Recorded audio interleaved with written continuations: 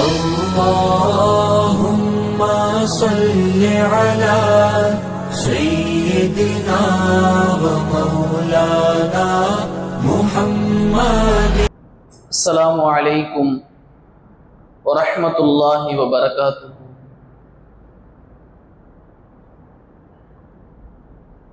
الحمد لله رب العالمين،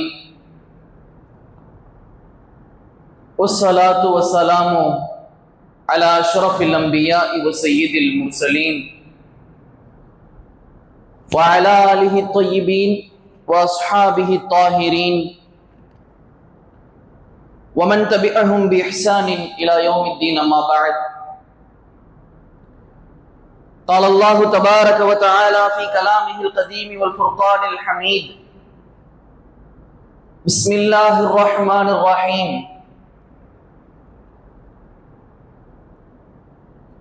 قد أفلح من زكاها. قال نبينا سيد البشر محمد مصطفى رسول كريم صلى الله عليه وسلم: من عرف نفسه فقد عرف ربه.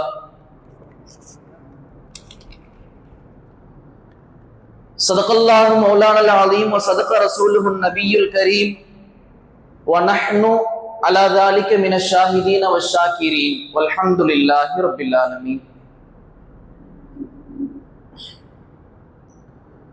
புகழான புகழனைத்தும் புகழுக்கு சொந்தக்காரனாகிய அல்லாஹ் ஜல்லஷானஹு தஆலாவிற்கே உரித்தாகுக. அருமை முஹம்மது முஸ்தபா ரசூல் ஸல்லல்லாஹு அலைஹி வஸல்லம் அன்னவர்களின் மீதும், அன்னாரின் வாழ்வை அடிபிரலாது அவ்வப்படியே பின்பற்றி வாழ்ந்து மறைந்த சத்திய சஹாபாக்கள், தாபியீன்கள், தபஉ தாபியீன்கள்,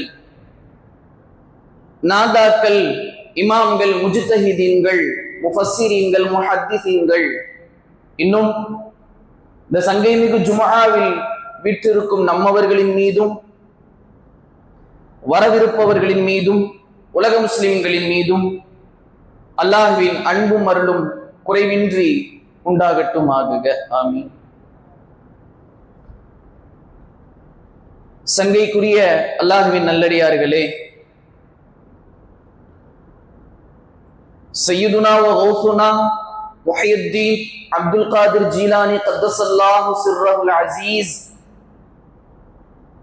அன்னவர்கள் பிறந்த அவதரித்த புனித ரபீஉல் ஆஹிர் மாதத்தில் முதலாவது ஜும்ஆவில் விற்றிருக்கிறோம். அல்ஹம்துலில்லாஹ். அல்லாஹ் அந்த பெருமகனாருக்கு கொடுத்த இர்ஃபானியத்தையும் நூரானியத்தையும் நமக்கும் நம் சமூகத்தினருக்கும் நம் சந்ததியினருக்கும் வல்லோன் அல்லாஹ் நசீபாக்குவானாக. ஆமீன்.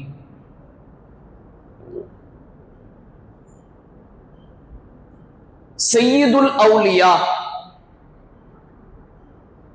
வலிமார்களின் தலைவர் கௌசுனா முஹய்யித்தீன் கத்தஸல்லாஹு சிர்ரஹுல் அஸீஸ் அன்னவர்கள்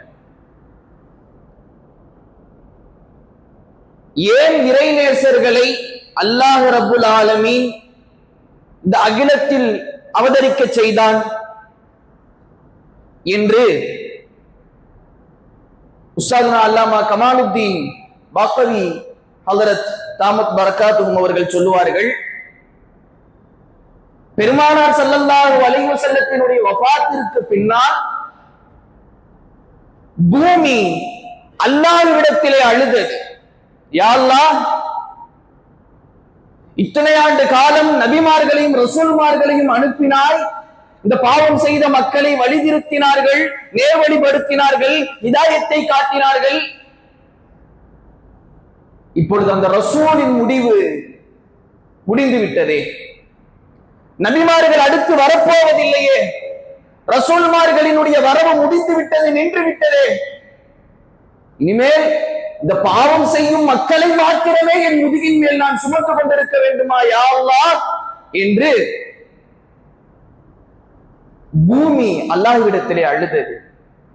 அல்லாஹ் அதற்கு சமாதானமாய் அனுப்பியவர்கள் தான், ஏற்படுத்தியவர்கள் தான் இந்த வழிமார்கள்.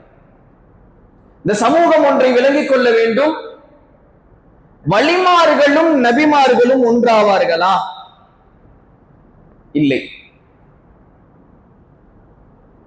இறை நேசர்களும் இறை தூதர்களும் ஒன்றா? இல்லை. எல்லா வலிமார்களும் நபிமார்கள் அல்ல. எல்லா வலிமார்களும் நபிமார்கள் அல்ல. ஆனால் எல்லா நபிமார்களுமே வலிமார்கள் தான். அல்லாஹ்வின் நேசத்தை பெற்றவர்கள் தான். பாரிசி கவிதையில் அழகாக சொல்லுவார்கள், இமாம் ரூமி ரஹ்மத்துல்லாஹி அன்னவர்கள், இறை தூதர்களினுடைய நேசத்தை போல் அல்லாஹ்வை நேசியுங்கள், அவர்களுடைய உயர்வுக்கு காரணம் என்ன தெரியுமா? அல்லாஹ்வை நேசித்ததுதான் என்பார்கள். என்றால் இந்த அல்லாஹ்வை மாத்திரம் நேசித்த, அதில் கரை கண்டவர்கள் தான் இறை நேச செல்வர்கள். இன்று குர்ஆனும் ஹதீஸும் நமக்கு தெளிவாக விளக்கி தருகிறது. நான் மேலோதிய ஆயத்தில் قد أفلح من زكاها, யார் அந்த உள்ளத்தை, அந்த இதயத்தை, அந்த சதை துண்டை பரிசுத்தப்படுத்தி விட்டாரோ அவர் திட்டமாக வெற்றி பெற்று விட்டார், இம்மையிலும் மறுமையிலும். இம்மையிலும் மறுமையிலும் குர்ஆன் சொல்லும் செய்தி அதுதான்.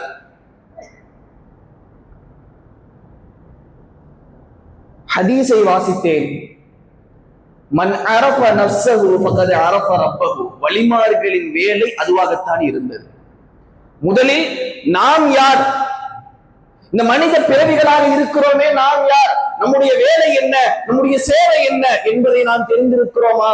பெருமானார் ஸல்லல்லாஹு அலைஹி வஸல்லம் சொல்லி காட்டுகிறார்கள், மன் அரஃப நஃப்ஸஹு ஃபகத் அரஃப ரப்பஹு. யார் மனிதன் தன்னை அறிந்து கொள்கிறானோ திட்டமாக அவன் அல்லாஹ்வை அறிந்தவனாக ஆகிவிட்டான். என்றால் மனிதன் யார்? மனிதனுடைய ஆரம்பம் அவ்வலுஹா நுத்ஃபா வ ஆகிருஹா ஜீஃபா. மனிதனுடைய ஆரம்பம் என்ன தெரியுமா? நாற்றம் எடுக்கும் ஒரு நுத்ஃபா, ஒரு விந்து துளி, வெள்ளை இரத்தம், அவ்வளவுதான் மனிதனுடைய ஆரம்பம். நாம் பிதற்றிக் கொள்ளலாம், நான் தலைவராக இருக்கிறேன், நான் இமாமாக இருக்கிறேன், நான் மாணவராக இருக்கிறேன், நான் பிகாம் எம்காம் எல்லாம் படித்திருக்கிறேன், பிஹெச்டி முடித்திருக்கிறேன், டாக்டர் ஆகியிருக்கிறேன், டாக்டரேட் பண்ணி இருக்கிறேன் என்று எல்லாவற்றையும் பிதற்றிக் கொண்டாலும் அந்த மனிதனுடைய ஆரம்பம் நாற்றம் எடுக்கும், நாற்றம் எடுக்கும் விந்து துளி. இந்த மனிதனுடைய முடிவு, கடைசி தருணம், உயிர் பிரிந்ததற்கு பின்னால் ஆகிருஹா ஜீஃபா, அதே நாற்றம் எடுக்கும் சடலம். அவ்வளவுதான் மனிதன். இதுதான் மனிதனுடைய நஃப்ஸ். இதை அறிந்து கொண்டால் மௌத்திற்கு பின்னால் சற்று யோசித்து பார்க்க வேண்டும். என் தலைமுடியின் மேல் என்னால் கை வைக்க முடியாது, என் மீது அமரும் ஈயையோ கொசுவையோ என்னால் விரட்ட முடியாது. நான் ஆசை ஆசையாய் வாங்கி வைத்த மெத்தையின் மீது என்னை படுக்க வைக்க மாட்டார்கள். நான் ஆசை கொண்டு வாங்கிய வாகனத்திலே BMW, ஆடியோ, ஏதோ ஒரு கார், ஏதோ ஒரு வாகனம் என்னை அழைத்து செல்ல மாட்டார்கள். 2500 ரூபாய் கொடுத்தா சந்தூக்குள்ள கூட்டு போவாங்க, அதுவும் சந்தா கட்டணம்னா. இதுதான் மனிதனுடைய ஆகிர் ஜீஃபா, நாற்றம் எடுக்கும் சடலம், நாற்றம் எடுக்கும் சடலம். கபரிலே வைத்ததற்கு பின்னால் யாரும் துணை வர மாட்டார்கள். நான் ஈண்டெடுத்த பிள்ளை எங்க அத்தா போயிட்டாரேன்னு வந்துருமா? உடலோடு உயிராக இருந்த மனைவி வந்து விடுமா? என்னை ஆசை ஆசையா ஈண்டெடுத்த என்னுடைய பெற்றோர்கள் கபரினுள் வருவார்களா? யாரும் வரப்போவதில்லை, யாரும் வரப்போவதில்லை. அந்த மனிதரை அங்கேயே அந்த ஜடலத்தை விட்டு விட்டு செல்வார்கள். ஒரு நாளில் உடல் அழுகிவிடும், உடல் அழுகிவிடும். ஒரு வாரத்தில் புழுக்கள் மேய ஆரம்பித்துவிடும். ஒரு வருடத்தில் வைத்த சதையெல்லாம் காணாமல் போகிவிடும். இதுதானப்பா மனிதனின் நிலை என்று சையதுனா அலி கர்ரமல்லாஹு வஜ்ஹு அவர்கள் சொல்லுவார்கள். இதை அறிந்து கொண்டால் தன்னை மனிதன் அறிந்தவனாக ஆகிவிட்டான். இதை வலிமார்கள் அறிந்திருந்தார்கள்.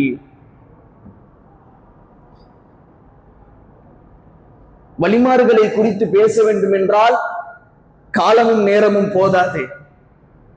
அவர்கள் எப்படி வலியாக மாறினார்கள்? நபியாக யாருமே மாற முடியாது. அகீதா, நம்முடைய கொள்கை, நபியாக எந்த ஒருவரும் தன் நாடினால் மாற முடியாது. அல்லாஹ் நாடியவர்களுக்கு மாத்திரம்தான் நுபுவத்தை கொடுத்தான். அந்த நுபுவத்தும் முடிவு பெற்று விட்டது. ஆனால் மனிதன் முயற்சித்தால் இறைநேசராக நிச்சயமாக ஆகலாம். இதுதான் நபிமார்களுக்கும் வலிமார்களுக்கும் உண்டான ஃபிர்கா வேறுபாடு. அவர்களுடைய குணங்கள் மெய்சிலிருக்க வைக்கும். ஆங்கிலத்திலே சில வார்த்தைகள் சொல்லுவார்கள். If your wealth is lost, nothing is lost. If health is lost, if your health is lost, something is lost. But if your character is lost, everything is lost. அறிஞர் அனோன் சொல்லுவார், உங்களுடைய பொருளாதாரம் குறைந்து போகிறதா? கண்டுக்காதீங்க, அது பெரிய இழப்பீடுகள் எல்லாம் தந்துவிடாது. அடுத்து சொல்லுகிறார், if your health is lost, something is lost. உங்களுடைய உடல் நோவினை ஏற்படுகிறதா, ஆரோக்கியம் குன்றி போகிறதா, ஏதோ கொஞ்சம் போகுது, ஏதோ கொஞ்சத்தை இழந்திருக்கேன்னு நினைச்சுக்கோ. மூன்றாவது சொல்லுவார், if your character is lost, உங்களுடைய குணங்கள், நற்குணங்கள் கெட்டு போய்விட்டால் everything is lost. எல்லாம் போயிடும், எல்லாம் போயிடும். இந்த மார்க்கம் வாளால் பரப்பப்பட்டது என்று ஒரு வாதம் இருந்தது, பொய்யான வாதம். பெருமானார் ஸல்லல்லாஹு அலைஹி வஸல்லம் இபாதத்தை நிலைப்பதற்காக வந்தார்களா அல்லது அஹ்லாக்கை கொடுப்பதற்காக வந்தார்களா என்றால், மாநபி ஸல்லல்லாஹு அலைஹி வஸல்லத்தினுடைய வாழ்க்கை முழுக்க நற்குணங்கள் தான். அதை எடுத்து பின்பற்றியவர்கள், அப்படியே பின்பற்றியவர்கள் வலிமார்களாக மாறி போனார்கள். அன்னை ஆயிஷா சித்திகா ரலியல்லாஹு அன்ஹாவிடத்திலே அனஸ் ரலியல்லாஹு வந்து கேட்பார்கள், பெருமானாரின் குணம் எவ்வாறு இருந்தது? கைஃபகான குல்குன் நபி ஸல்லல்லாஹு அலைஹி வஸல்லம், பெருமானாருடைய குணங்கள் எப்படி இருந்தது? சையதத்தினா ஆயிஷா சித்திகா ரலியல்லாஹு சொன்னார்கள், கான குலுகுல் குர்ஆன், பெருமானாருடைய குணம் எப்படி தெரியுமா இருந்தது? குர்ஆனாக இருந்தது. குர்ஆன் என்ன சொல்லுகிறது? எல்லாவற்றையும் பேசுகிறது. கடந்த கால நிகழ்வை, எதிர்கால நிகழ்வை, சமகாலத்து பிரச்சனைக்கான தீர்வுகளை எல்லாவற்றையும் குர்ஆன் நமக்கு தீர்க்கமாக சொல்லி தந்திருக்கிறது சங்கையானவர்களே. அப்ப இந்த குணங்கள் கெட்டு போய்விட்டால் எல்லாம் கெட்டு போய்விடும். வலிமார்கள் தங்களது வாழ்க்கையில் 2 விஷயங்களை மறந்ததே கிடையாது. 2 விஷயங்களை. மக்களின் குறையை அவர்கள் பார்த்ததே கிடையாது. 2வது, மௌத்தை மறந்ததே கிடையாது. இது 2ஐயும் உள்ளத்தில் எடுத்து நடந்தார்கள், இறைநேசர்களாக மாறி போனார்கள். சையதுனா இப்ராஹிம் அதுகம் ரஹ்மத்துல்லாஹி அவர்கள் சென்ற முறை பேசும்பொழுது சொன்னேன், துஆ ஏற்றுக்கொள்ளப்படாததற்கான காரணங்கள் 10. அதில் 9வது காரணமாக இதை சொல்லுவார்கள், இன்தஹபுத்தும் மினன் நௌமி, தூக்கத்தில் இருந்து விழிக்கிறீர்கள், இன்று என்ன சாதிக்க போகிறோமோ என்ற எண்ணத்தில் விழிக்கிறீர்கள். ஆனால் வஸ்தகல்தும் பிஉயூபின் நாஸ், மக்களினுடைய குறைகளை கொண்டே ஈடுபட்டு விடுகிறீர்கள், அன்றைய நாளை பிழைத்து விடுகிறீர்கள். மிகப்பெரிய பாடம். பிறர் குறையை பார்த்தால் நம் குறையை காட்டுவான் அல்லாஹ். பிறர் குறையை பார்த்தால் நம் குறையை காட்டுவான் அல்லாஹ். ஒரு புத்தகத்தில் அழகிய ஒரு கவிதை ஒன்று பொறிக்கப்பட்டிருந்தது. யாரையும் குறை கூறுவதற்கு இங்கு யாரும் நிறைவானவர்கள் அல்ல. ஆம்தானே, எல்லாவற்றிலும் குறை இருக்கிறது. குல்லு பனி ஆதம ஹத்தாஊன், ஆதமுடைய மக்கள் அத்துணை பேர்களும் தவறு செய்பவர்கள். ஆனால் வகைருல் ஹத்தாயின தவ்வாபுன், தௌபா செய்றவங்க அதுல சிறந்தவங்க. இங்கு எல்லாவற்றிலும் குறை கண்டால் அல்லாஹ் நிச்சயம் குறை காணுபவர்களினுடைய குறையை எடுத்து உலகத்திற்கு காண்பிப்பான், உலகத்திற்கு காண்பிப்பான். ஹதீஸுடைய வார்த்தைகளை சொல்லுகிறேன். அவர் வந்தாரா, போனாரா, இருந்தாரா, தொழுதாரா, உட்கார்ந்தாரா, சாப்பிட்டாரா என எல்லாவற்றிலும் குறை கண்டு எதை சாதித்து விட்டோம்? மனிதன் அடுத்தவனை குறை பேசுகிறான், தன்னில் இருக்கும் இயலாமையை மறந்துவிட்டு, தன் முதுகில் இருக்கும் அழுக்கை மறந்துவிட்டு அடுத்தவன் முதுகில் இருக்கும் அழுக்கை சுரண்டி பார்க்கிறான். மனிதனுடைய நிலை ரொம்ப பாவப்பட்டது. தன் பிடரியை தன்னால் பார்க்க முடியாது, தன் பின் தொடையை தன்னால் பார்க்க முடியாது, தனக்கு பின்னால் நடப்பவைகளை கேட்க முடியாது, பார்க்க முடியாது, உணர முடியாது. உன் உடம்புலதான் இருக்கு உன் முதுகு, உன் உடம்புலதான் இருக்கு உன் பிடரி, பார்க்க முடியுமா? முடியாது. மனிதனுடைய நிலை இதுதான். என்ன செய்து விட்டோம் பெருமைப்படுவதற்கு? எவ்வளவு ஆண்டு காலம் வாழப் போகிறோம் நாம் இந்த உலகத்திலே? சற்று சிந்தித்து பார்க்க வேண்டும். நமக்கு ஒண்ணுமே தெரியாது என்பதை அறிந்தால் அவர்தான் வழி, அவர்தான் இறைநேச செல்வர். குழந்தையாக பிறக்கிறோம். பிறக்கும் குழந்தைக்கு கண்கள் இருக்கிறது, காது இருக்கிறது, வாய் இருக்கிறது, கரங்கள் இருக்கிறது, கால் இருக்கு, எல்லாமே நல்லா தானே இருக்கு. பிறந்த குழந்தை எந்திரிச்சு நடக்குமா? பிறந்த குழந்தை ஏதாவது புடிச்சுக்குமா? எந்திரிச்சு நின்று புடிச்சுக்குமா? பேசுமா? ஏன்? அந்த இயலாமையில் அந்த குறையை அல்லாஹ் ஆக்கி இருக்கிறான், மனிதனுக்கான படிப்பினையாக ஆக்கி இருக்கிறான். ஏன் விளங்குவதில்லை? குரங்குக்கு தெரிகிற சட்டம் கூட நமக்கு தெரியாது, தெரியுங்களா? இலங்கையில ஒருத்தர் மேல வடகம் காய போட்டிருக்காரு மொட்டை மாடியில. குரங்கினுடைய தொல்லை பெரிய தொல்லையா இருக்கு. வந்து வடகத்தை எல்லாம் எடுத்து சாப்பிட்டு போயிடுது. இந்த குரங்குக்கு ஏதாவது ஒரு வழி பண்ணணுமே அவர் என்ன பண்ணாரு, ஒரு நாள் வடகத்தை காய போடும் பொழுது விஷத்தை தடவி காய வச்சிட்டார். அடுத்த நாள் குரங்கு வந்துச்சு வடகத்தை எடுத்து சாப்பிட்டு போறதுக்காக. குரங்குக்கு ஒரு பழக்கம் இருக்கு, மோந்து பார்த்துட்டு தான் சாப்பிடும். எடுத்து நுகர்ந்து பார்க்கிறது குரங்கு, வச்சுட்டு போயிருச்சு. இவருக்கு கை சேதம், குரங்கு சாப்பிட்டு சாகலையே, அடுத்துதானே எந்த குரங்கு வராது அப்படின்னு கை சேதத்துல இருக்காரு. போன குரங்கு அடுத்த 10 நிமிஷத்துல திரும்பி வருது. அவரு மட்டும் வரல, 10 பேர்த்த கூட்டு வருது. வா நமக்கு செம்ம விருந்து இருக்குது, வா போல ஆச்சியார் வீட்டுல அப்படின்னு கூட்டு வருது. வரும்பொழுது கையில ஒரு இலையோட வருது. வந்த குரங்குகள் அத்துணையும் அந்த வடகத்தை எடுத்து இந்த கையில் இருக்கும் இலையை நுகர்ந்து பார்த்து விட்டு அந்த வடகத்தை ஒரு கடி, மறுபடியும் நுகர்ந்து பார்த்துட்டு ஒரு கடி, நுகர்ந்து பார்த்துட்டு ஒரு கடி.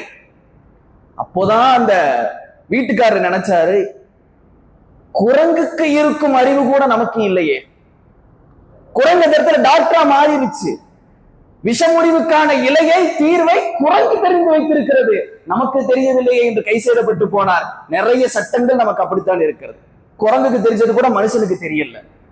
சங்கைக்குரியவர்களே, இந்த அஹ்லாக்கை நாம் பேணிக் கொள்ள வேண்டும், அஹ்லாக்கை பேணிக் கொள்ள வேண்டும். மனிதர்களுடைய குறையை காணக்கூடாது. இரண்டாவது 10வது காரணமாக சொல்லுவார்கள் துஆ ஏற்றுக்கொள்ளப்படாததற்கு, தஃபன்தும் மௌதாக்கும் ஃபலம் தஅதபிரு பிஹா. உங்களுடைய மௌத்தாக்களை, என்னுடைய அத்தாவை, என்னுடைய சகோதரனை, என்னுடைய பிள்ளையை, என்னுடைய உறவினரை நான் சென்று தஃபன் செய்கிறேன், ஜனாசா தொலை வைக்கிறேன், கபரில் இறக்கி வைக்கிறேன், இறக்கி வைத்துவிட்டு கபரில் மண்ணை போட்டு மூடிவிட்டு திரும்புகிறேன். நாளை எனக்கும் அந்த நிலைதான் என்பதை மறந்துவிட்டேன். நாளை நமக்கும் அந்த நிலைதான்.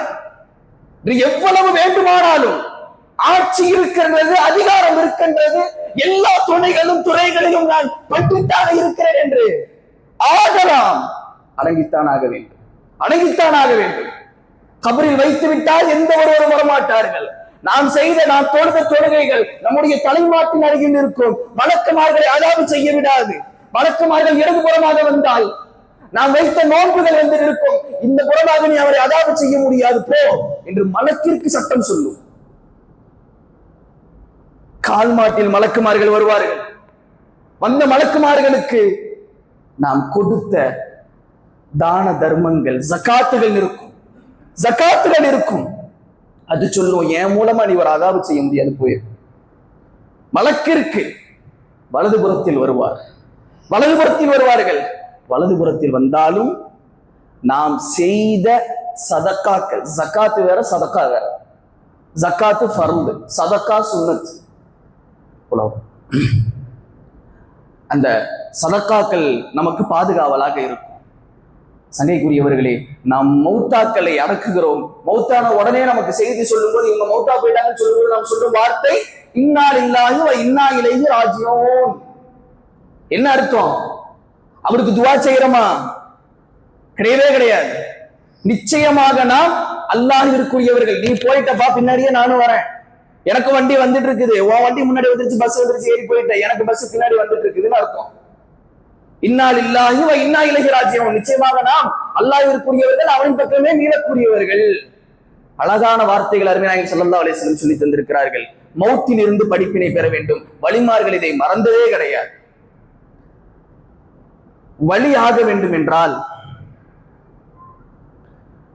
திக்ருல்லாஹ், அல்லாஹ்வினுடைய திக்ர், அல்லாஹ்வை நினைவு கூற வேண்டும்.